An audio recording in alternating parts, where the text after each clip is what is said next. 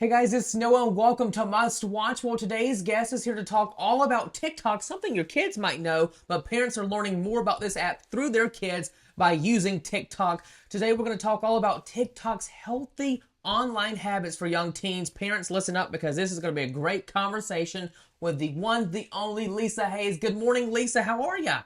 I'm doing well. How are you?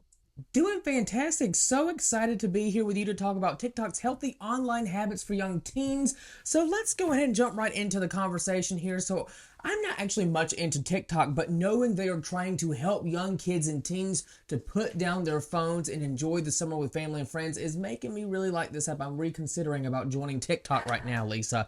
So tell us about TikTok's partnership with Barnes and Noble. This is really exciting. Well, Noah, if you're not a big fan of TikTok yet, you will be once you discover Book Talk. So, Book Talk is a community on TikTok where folks share authors, books, reading suggestions, and it's a vibrant community year round. But this summer, we've launched a special partnership, as you mentioned, with Barnes and Noble called the Book Talk Challenge. That's really intended to get people offline and into the real world reading great books and sharing their experiences. So I just got back from summer vacation. I went with my middle schooler, and we found between the two of us each a half a dozen books off of the Book Talk Challenge that we took Ah, with us on vacation, and it was amazing. And yeah. so I hope folks will take the time to check it out. And also, Barnes& and Noble visitors can also scan a QR code at participating locations that takes them to a dedicated hashtag BookTalk hub featuring popular books and best-selling authors across a range of genres. So, Lisa, just curious, which book in particular are you excited to read this summer? Well, I just got back from 2 weeks in Alaska, and Yeah, I oh, was able to read fun. a series of mystery books, fiction, but about a woman detective in Alaska.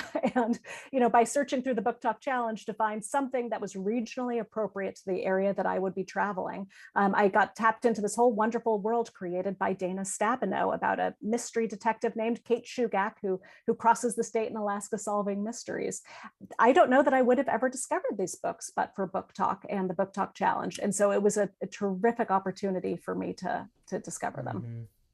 Now, Lisa, I hear that TikTok offers several tools to help parents control their child's screen time on the app. That's really great. So tell us how that works for parents watching this morning.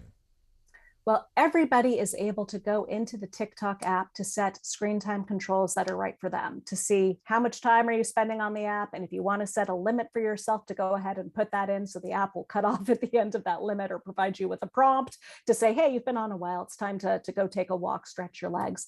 But as you said, most importantly, for parents of teenagers, we have something called family pairing. And family pairing lets parents go right from their own phone to set screen time limits and account controls for their teenagers.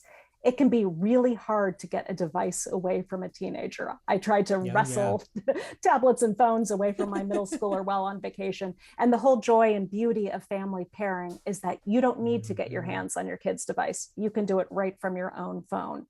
And so, if parents haven't already explored that tool, I strongly urge them all to check out family pairing, set it up, and help make sure that you've got the right controls set for your teen that help keep her safe and make your family have the right experience online. Yeah, absolutely. Oh my goodness, to all the young teens watching this morning, they're probably like, Lisa, don't tell our parents that. How dare you? So.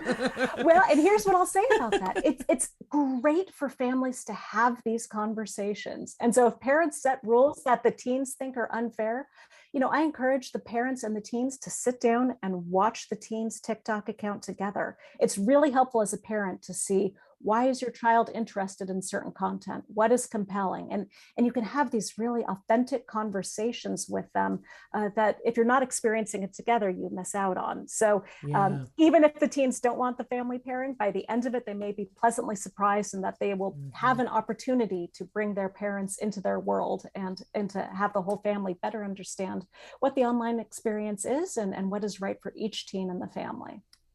I really like that a lot, Lisa, because I think we don't see that on other social platforms, or at least I don't hear about it. So to hear about this from TikTok, because this is a big growing app for our young generation, and it's always great to kind of know what they're looking at, the content that they're seeing, to see if it's appropriate for the parents to let their kids see that. So I think that is phenomenal. But lastly, how can parents let their kids feel more safer on the app? As I hear TikTok has released various features that promote safe and responsible online behavior, because sometimes, we do see some trends on TikTok that make the headline in the news that would have parents a little concerned. No, absolutely. A couple of different things. First, TikTok has default settings that are different depending on your age. If you're a registered user between ages 13 to 15, you're not, for example, able to live stream on TikTok. You can't send direct messages. But then as you get older, 16, 17, 18, you have more freedom on the app. Parents can still see what is going on and to set controls via family pairing to make sure that the experience is the correct one. But it does change by age as a default. And the reason for that is to let kids stay safe at a younger age by setting more restrictive settings, and then to give them more freedom as they mature and grow up. But I'd encourage every parent watching this to do two things. First, check out TikTok tips, which have a whole bunch of ways to help make sure you're staying safe and cyber secure online. And second, check out the TikTok's Guardian Guide, which you can either find on the TikTok app or you can find on the TikTok website. And the Guardian's Guide gives parents a whole list of everything they can do to keep their teen safe and secure online. And I think with those tools, families will have a great experience on the app, and parents can feel really comfortable knowing that their teens are using TikTok.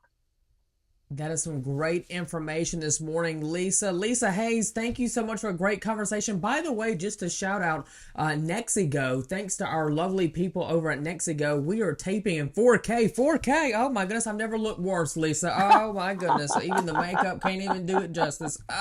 Oh in dear. 4K. Look up forward here. to seeing that.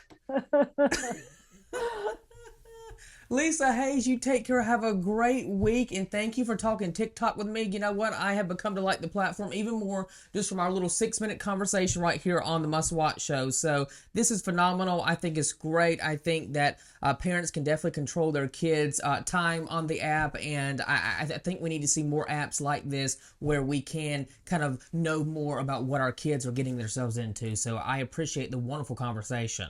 Oh, thank you so much for having me, and have a great summer. And do check out the Book Talk Challenge. Absolutely. Do the Book Talk Challenge, everyone. Take care, Lisa. Bye-bye. Bye-bye.